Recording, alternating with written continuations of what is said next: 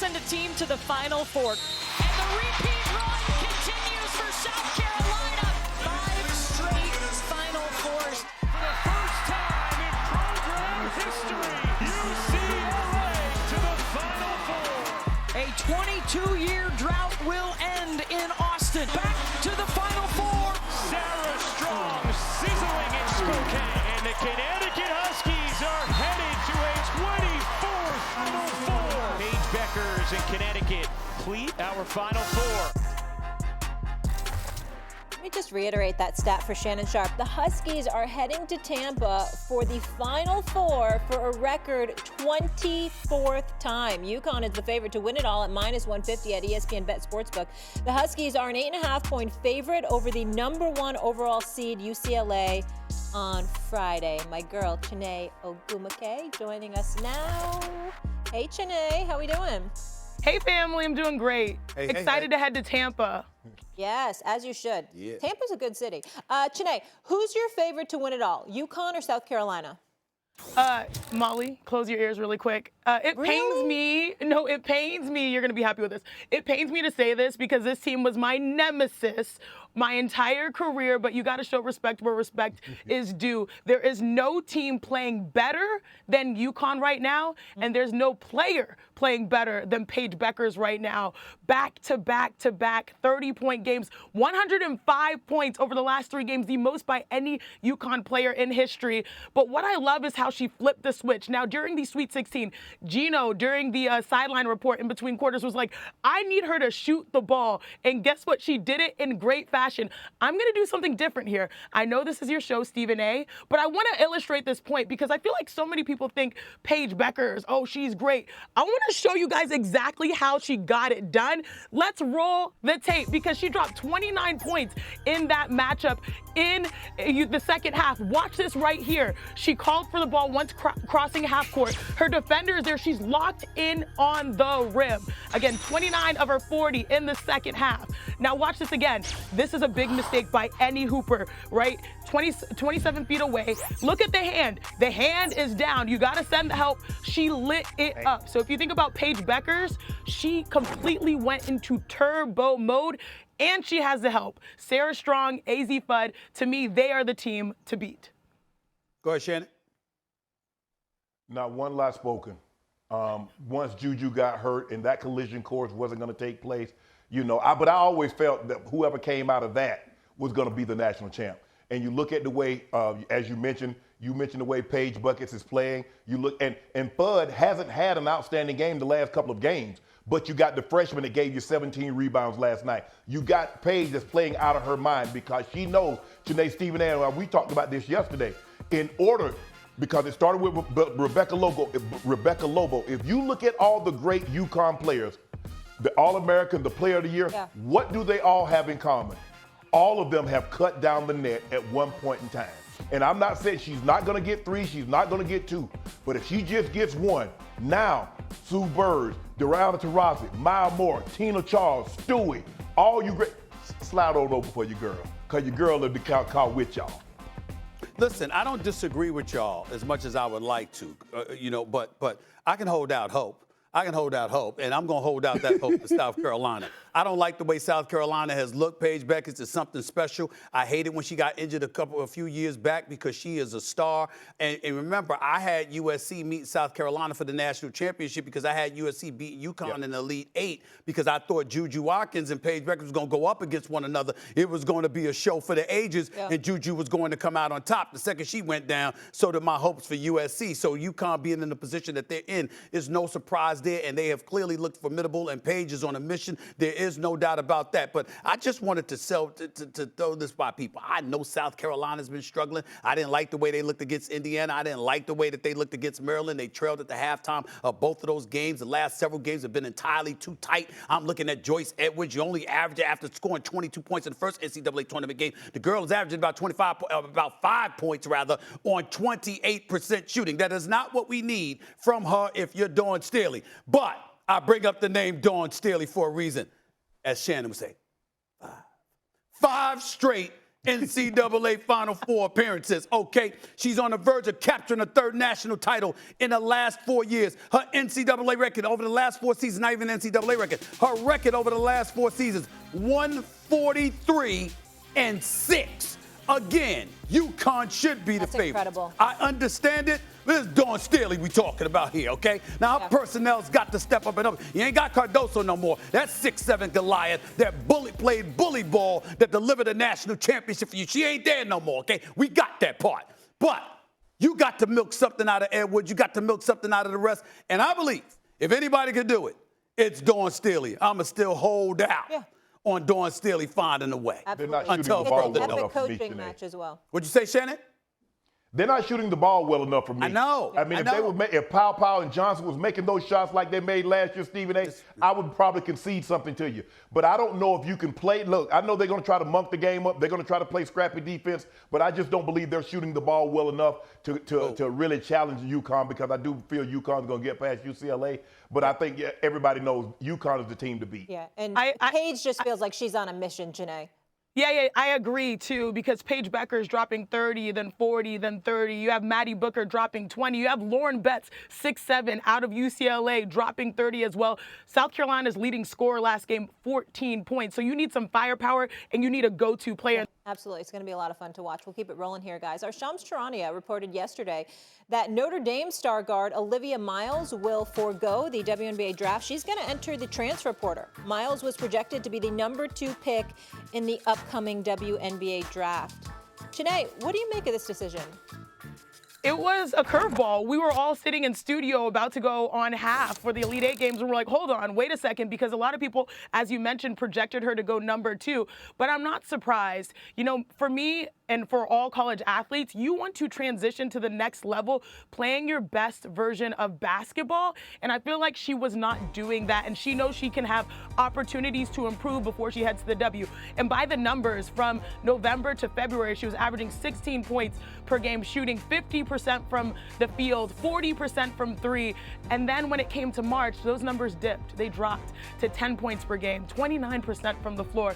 And I think some of her weaknesses became a little bit magnified, maybe defensively on that end of the floor. But what I love, especially in this tournament, is that we saw the story of Haley Van Lith. When you pick a school where you can grow, that's what we saw with TCU. She made history to be the first player to bring 3 different schools to an Elite Eight. You can sort of see the opportunities that are on the horizon for Olivia Miles to be a primary ball handler, be a primary scorer, because it's hard to do that when you're running alongside Hannah Hidalgo, and also improve her game. So I think this was primarily a hoop decision for Olivia Miles. But also, Chiney, the money that she can get in NIL deals is more than what she get as a rookie salary as a WNBA player. Me growing, you talking about growing your game, I'm trying to grow my bank account. Because at the end of the day, you know, she played at this level. She's a college professional, a collegiate basketball player. She wants to go play in the W. I'm assuming, and I hate to sound presumptuous, but I'm assuming she wants to play in the WNBA. But with that being said, Stephen A., we had Kiki Rice on last night, and she was talking about, you know, her brand and how she built it and what she's looking for. Money. She's going to make more going into this portal. Chiney, I think you agree, and Stephen A., you'll agree with me as well. She's going to make more by entering this portal and going to sign with some other collegiate team than she would on a rookie contract in the WNBA. It got to make dollars and it got to make sense. With an S and with a C. And the one with the C made more sense. So she's going back to school. She's going somewhere else, and hopefully it works out for her. But normally in the men's game, Stephen A., you know, if you got a chance, hold on. You mean to tell me I could be a top 5 pick? Oh, bye. In any sport. Basketball, football, baseball, it doesn't matter. If you're a top 5 pick, see you. But the money is not the same for the women, and so she'll make more in a collective or NIL. So it makes perfect sense. But I agree with you, Chiney. I'm shocked considering that she was going to be such a high draft pick in the WNBA draft. Real quick, I just have to say one thing, Shannon, and that's an indictment on the inequity between men's and women's sports, and that fight continues. Mm-hmm. Which is why I must say I'm disappointed in Chiney's response. We're talking about basketball, Chiney. You're not talking enough about the money. Now, let's be very, very clear. You understand? You know a thing or two about money. Actually, we all do. Okay, money matters. All right, we're You not know more than us, though. Yeah, you know the most. Can we take lessons? All right. Finally, you want to take lessons? I've been trying to talk to you about that because you should be making a lot more money. But anyway, we'll talk about that another time. My point is because you got a lot of versatility. There's a lot of things you could be doing outside of this. Okay, let's not have this on camera. Well, you brought it up. The point is, all I'm trying to Just say giving you a is compliment. money matters, okay? You're damn right, money matters, okay? And I'm trying to get more of it. Let me be very clear. Oh, gosh, and so when you greedy. think, damn right, and I'm going to. Here's the deal. Olivia Miles, let's understand what's going on. This is about money, Janae.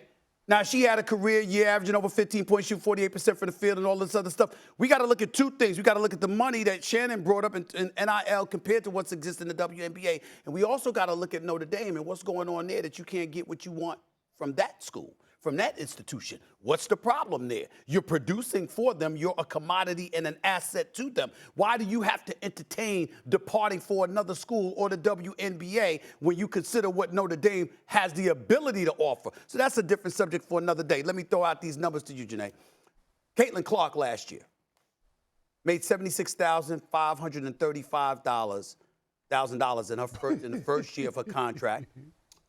Wait, say that again. How much? $76,535. Obviously, she made considerably more off the court. But this is on the court, her WNBA Okay. obligation. Yeah, I'm listening. WNBA Players Association chose to opt out of their current collective bargaining agreement at the end of the 2025 season.